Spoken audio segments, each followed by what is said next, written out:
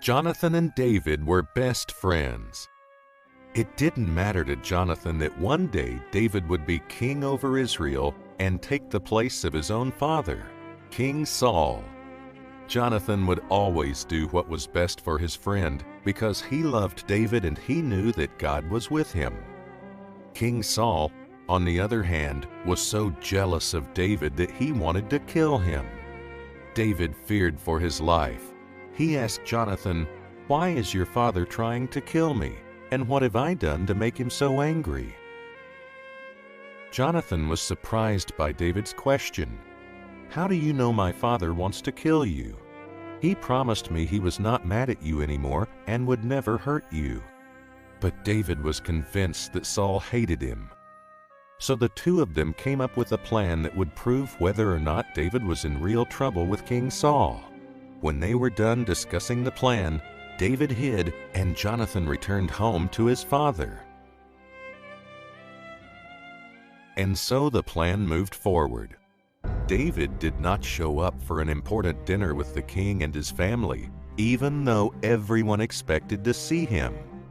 If the king asked why David was not at the dinner, Jonathan was to tell the king that he was attending the feast with his own family. The hope was to find out whether Saul would be angry with David or not. As the dinner went on, the king could not help but notice that David was not sitting in his place at the table. He asked Jonathan, "Where is David, and why is he not here?" Jonathan wasn't even finished explaining when the king became very angry. He was so filled with hate that he picked up his spear and hurled it at his own son.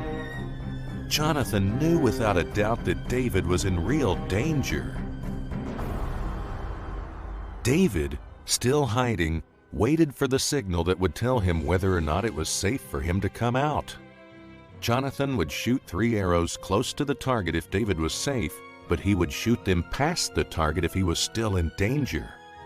Jonathan shot the arrows far into the distance.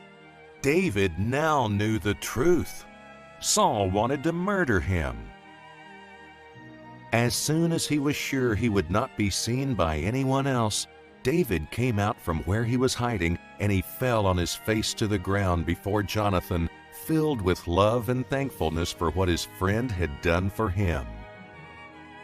The two friends held each other and cried over Saul's actions.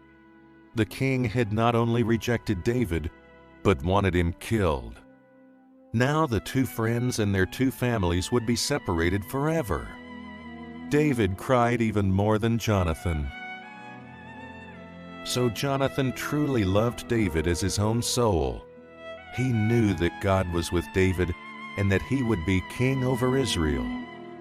Not only had Jonathan protected David with his own life, but he continued to stand by David to the very end. The last recorded words of Jonathan to his beloved friend were, "Do not fear, my father, for you are destined to be king, and I will be second to you. Even my father knows this."